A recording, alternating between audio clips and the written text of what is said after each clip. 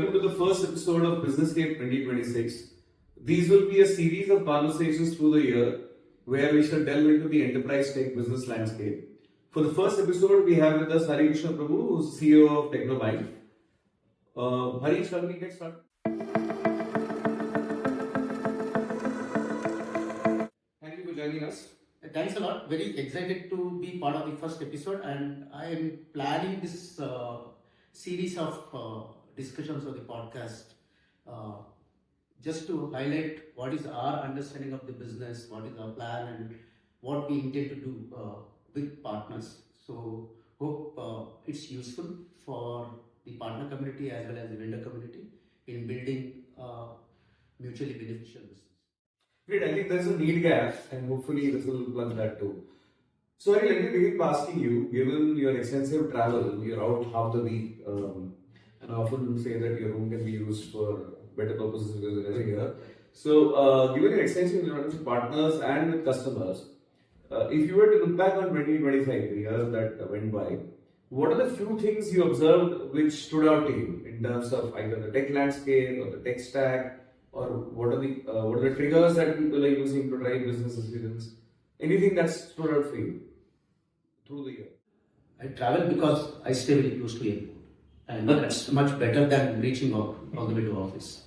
So, and second one, it's always better to be in front of partners and the customers. So that's the intent. See, if you see how did it span out last year, my experience being on the field, talking to partners and the customers is the tempo, the mood in the country has been good. It's great. Last one full year, people were talking about a lot of investments coming from central government, a lot of new initiatives taken by the government, which could be digitalization to any of the other compliances or anything for that matter, and which is actually getting percolated down to the state governments. So states are also getting, adopting the newer technologies, getting to spend a lot of money because central government is spending. That is one way of looking at it. Because the way the country is doing, the BFSI market is becoming bigger and bigger and bigger, right? And that's a big opportunity. The other thing, obviously, if you see the global mood, the kind of focus that globally most of the multinational companies or the investors have on India is actually driving a good amount of business for partners like us. That's my belief. The second one, this is overall stuff, right? The second one, because the IT infrastructure is becoming complex, because the environment is becoming complex, because the need is the performance, need is faster responses, need is more to do with analysis of the business, more to do with data is available, data is very large, data is becoming complex. How do we put that data into monetization? A lot of things changing. So there are a lot of initiatives by the banking, not just in terms of going and adopting newer technologies, but also in terms of modernizing their application to be part of the newer journey. So these are the few things that I'm seeing. AI could be one big driver today. People are talking about so many other things. New startups coming in terms of AI. So AI mission. You see, next week there is a big AI mission in India, driven by the central government, and that's most of the global CEOs and the tech leaders are in India. Right? That shows the kind of mood in India, apart from whatever we are talking about. So, as an organization, if you take just Jan to December, if you take that calendar year, I think we have grown by about 38% year on year. So, if we could ask you to spend a little more time on the last year. So, you spoke about banking as a segment. Any other segment that government you spoke about, central government is driving projects, states are adopting. Any observations about any other segment that is also doing some interesting work? See, obviously the Indian GDP is at 7.2, 7.3, and one of the fuel engine is manufacturing, right, and agri-tech. So we are seeing a lot of new initiatives taken in terms of building agri-tech. so that the production increases, the sustenance grows and all that. So that is one thing that we are seeing a big momentum. The second one, obviously, manufacturing. The scale of manufacturing is increasing. Thanks to geopolitical scenarios, we have a lot of manufacturing moving into India. It could be the mobile phones to semiconductor to anything for that matter. So for me, it's not that one vertical, one segment which is actually contributing. Every small and the large, segment or the vertical is contributing to the Indian growth. Great. So, if you spend a lot of time facing partners when we began the conversation, we spoke about it. So, if you were to, for the purpose of the conversation for the audience, if you were to talk about, put on the partner lens and talk about how do they see the market, what are they seeing in the market, what are they expecting from OEMs, what are they expecting from distributors, what are they focusing on, how are they deciding their priorities? Let me take a step back, right? What is customer looking at today? Customers have newer and newer challenges. It could be in terms of simplifying the environment, getting more technologies coming in, making it work.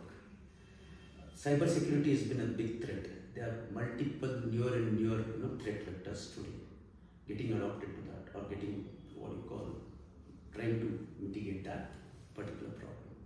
As I said, data is big, making it, putting it to use.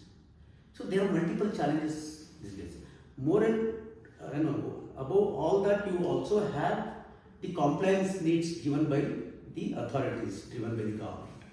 It could be SEBI compliance, it could be IRDA compliance, it could be CERTIN, which is a big thing now, and people are talking about DPDP.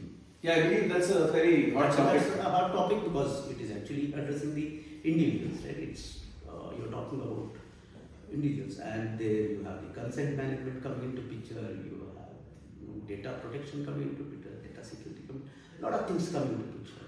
So, is for every partner would love to participate in each of these, the market drivers.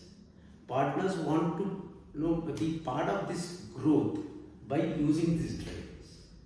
But the challenges most often that we, at least this is my personal belief and after talking to so many partners, for every problem there are 10, 15, 20 technologies coming up or the pointed solutions coming up. How to choose? How to choose them and why will they choose them? Right? One is, it solves a problem, no doubt about it.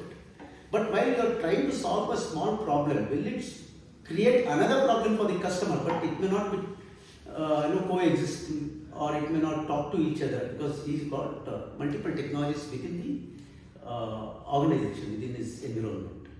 So what partners today need is, I have the reach, I know the customer well, I know what is the customer's pain point. Do I have the right solution? Alright. Second one is the big problem is big. Is it repeatable? How big is the potential for me to go? Is it a one-off thing? Yeah, one-off, then I don't want to go on. I'm trying to solve one problem. Is that problem large? Is that problem big enough in the market so that I can build my business model or the skills or the capabilities? Align resources. Yeah. So larger the problem, more the partners will invest. Because obviously it should be. The second one is obviously how easy it is to go and sell and deploy. One is it solves the problem. The market potential is big, but it should be easy to sell and it should be easy to deploy. I think this is a very useful perspective. So, how partners determine what to focus on is what you just described for the checklist. So, I think this needs to be factored into the conversations both by OEMs and by distributors, right? Important thing that I have realized, while we know what exactly is required by the customer, sometimes we hesitate to go and talk to customer because of two reasons. One, would I be able to build that conversation and sell that particular solution to him? Is one look at it. That's the capability issue. The second one, would I be able to service that customer for a longer time for that particular thing? So either their dependency on the vendor or the somebody solution provider becomes bigger and bigger. So what they look at it is there somebody who can help them build their own capabilities? Is there somebody who can actually help them repeat the solution and so that sustain the growth and hence keep their customer community built? That's another way of looking. So this kind of defines the responsibilities of both the OEMs and the distributors. This distributors like us who are bats, who believe in going and not just selling a technology, right? Not fulfilling, creating the opportunity, showcasing the product, which is demo POC, making it work for a technology which is not large in the country, which is still growing, which is not a mainstream technology, and where you have tens, 50, tens, 20s, hundreds of people on the field, or there is a force already created. That's where bats like us play a big role in terms of complementing or collaborating with the resellers. Because as a bat, I have no business to manage a customer. Customer is partners. Absolutely.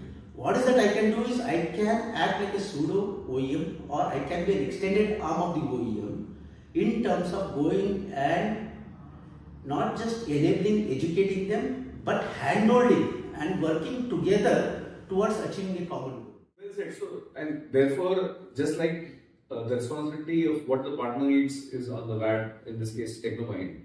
Similarly, I think Technomind is well placed to articulate the same responsibility to the OEM. And this is what they need to help. See, what does OEMs need today? Obviously, I need to reach the market. I need to have a market where I can go and sell my solution. That's what it is. How will you reach the market? Is through partner. So, my understanding of OEM need, being on the other side, where I was also part of the OEM and building, I need a strong channel ecosystem or a relevant channel ecosystem who can actually take my solution to the customer. That is the first need.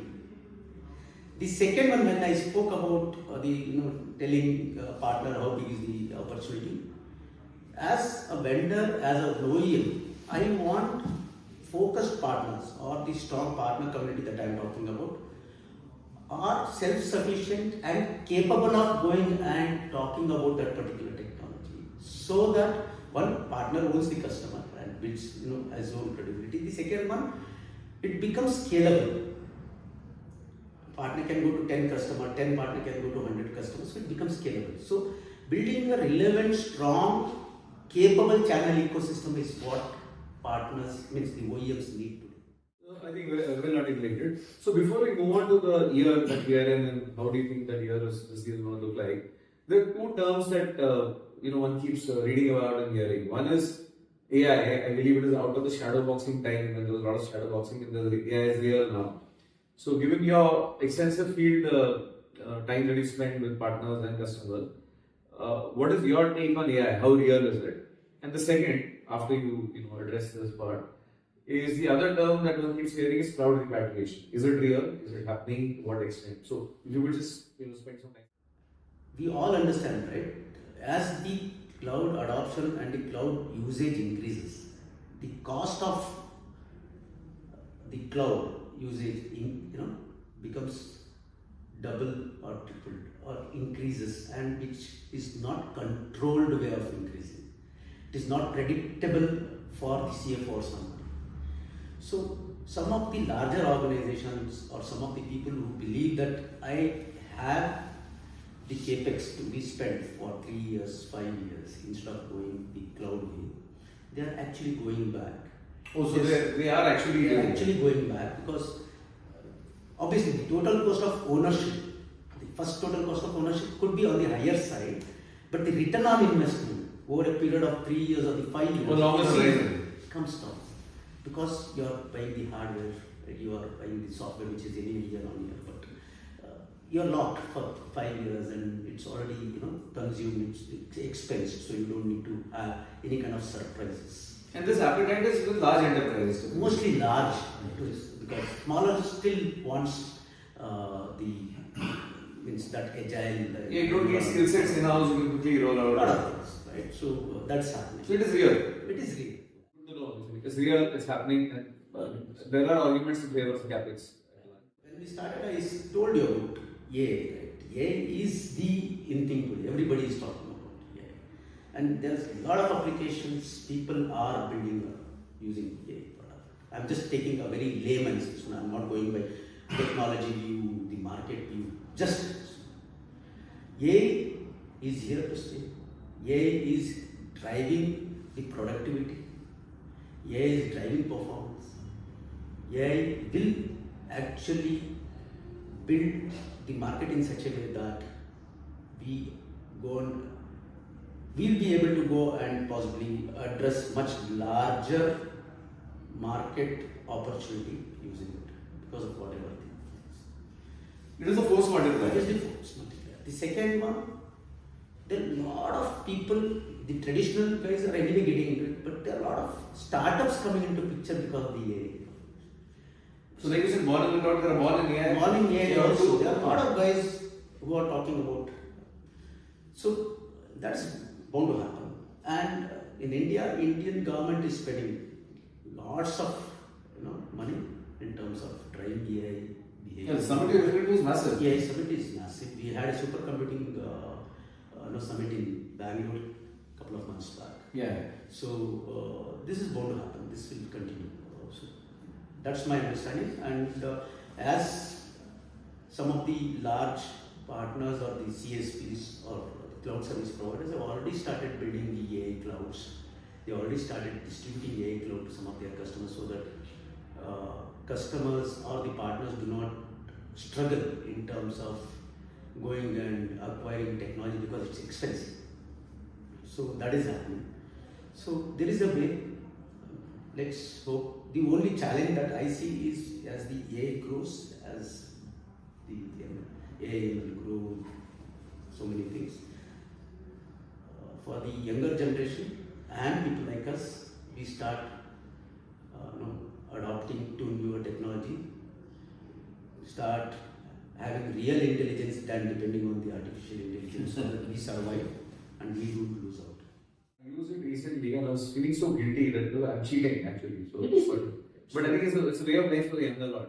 Younger ones, but for me, they are becoming a little lazier also because Yeah, your creative mind is actually getting killed. Absolutely. So Thinking faculty is also already you would have seen Amazon, cutting 14 or 16,000. Yeah. Every day you see a lot of workforce reduction happening. It is all because of the AI. And the day we don't, you have to follow the trend, no doubt about it. But we should be much faster than them. Yeah, the skill set has to be what AI can't do. Exactly. Or you start teaching. Or how you develop it for yourself. But that's bound to be there. For us as a solution provider, we have good amount of technologies which are either built on AI or which helps adopt AI, which could be in terms of your the infrastructure, it could be some of the software, it could be services that we can offer. So we are well geared up to work with partners and address the customer needs. Great. Let's put the lens on this year now. So if you were to sort of do a crystal ball gazing for this year ahead, what are the few things that you think are likely to happen this year in terms of either triggers or trends that you anticipate which are implemented or different over last year? See, market will continue to grow. As I said, central government initiatives or the need of the customers, the AI part of it, whatever we spoke about, it will continue to grow. Some of the key drivers that I see in the cybersecurity space this year or for everybody is DPDP and the certing, which will be much bigger because it is time bound. Yeah, mandatory compliance. Mandatory compliance, time bound. The target audience is known. It's a defined audience. It's a defined audience. So that will be very big, and all of us are jumping into it. Each one of us have a different way of approaching it, but that will drive the behavior in the market for sure. The second one, AI will drive the bigger and bigger. Third important thing that what I look at in the market for all of us is we had two. One is the mother of all deals, and the second one is the father of all deals, which might help us get into larger business. The exports are getting over. Yeah. So exporting services is, as an IT guy, I'm looking at, but there are multiple other things. If we are able to export more garments or more, so we have the garment industry. Similar thing, right? So I'm looking at these two, what do you call, the agreements will be the driving force. Yeah, I think we valid. Mother and father coming together. Right? If you see, Trump says 500 billion worth import will have means from this volume. Yes, so reciprocated. If you see, almost same kind of number. The stock market also has kind of responded very well to that. So we are seeing that as one big thing for sure. These 3-4, apart from whatever is happening, business as usual, which will continue to be there. The guidelines, the compliance needs, the digital native business growing up, e-commerce growing up, all that will continue. So the momentum will accelerate essentially, and these two. If you see these two FTAs will. Yeah, if you see the growth in the market, I think IT industry will grow at about 25 to 30% year on year.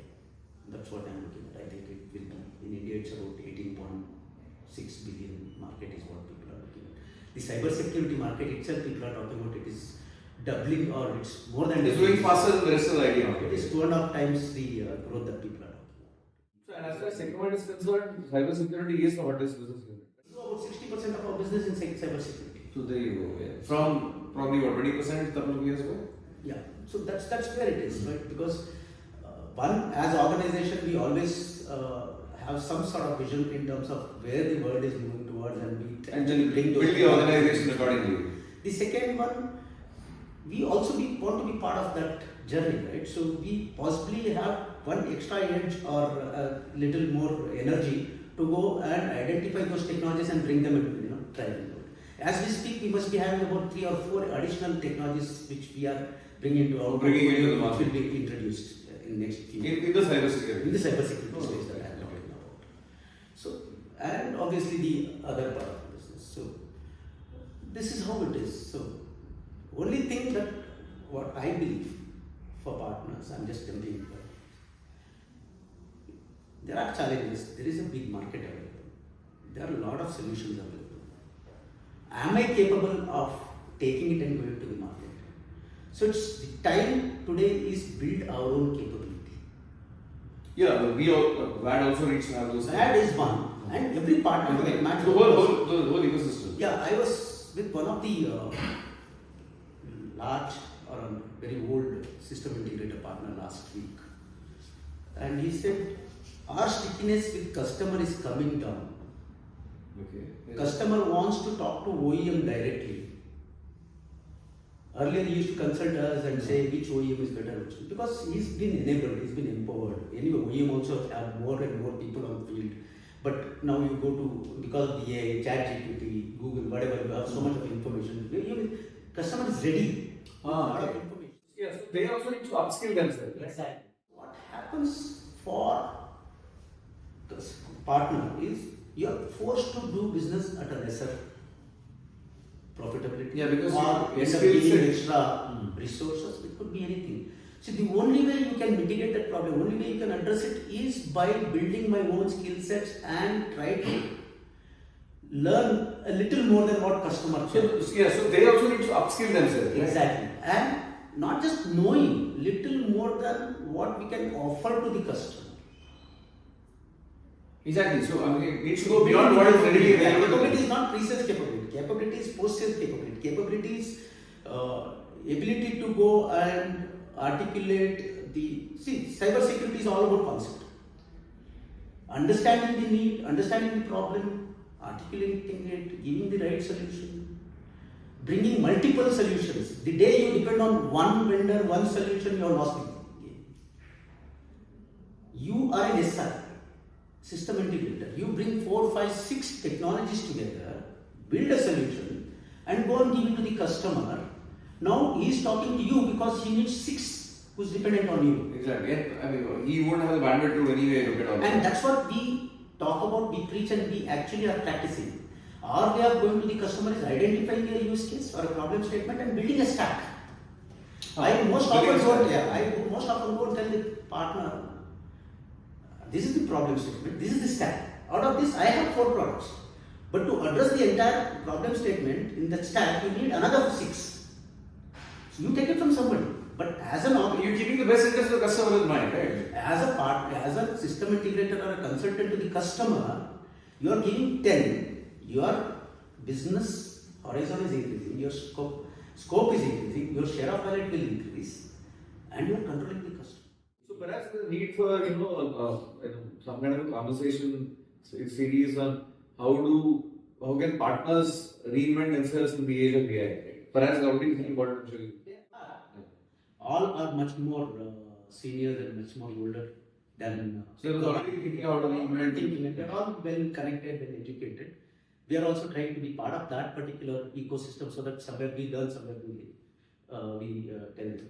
But yeah, it's a need is today to educate ourselves much better than what customer knows, so that we have an edge out. Got it. So, great, Hari. So, like I said, this is going to be a series of conversations. So, we'll be back for more such conversations, and this will get into different aspects of the business tech landscape. So, thank you, and I like the way you articulated mother and father of all deals. And I'm looking forward to European wines getting cheaper. I was looking at the duty it drops, so it makes it far more accessible. So, thank you, Hari, for kickstarting the first episode of BusinessScape 2026. So, thank you, listeners, for joining in. We hope you found this useful. The insights that Hari has gathered from his extensive field travel, I'm sure he's off to another travel tomorrow morning.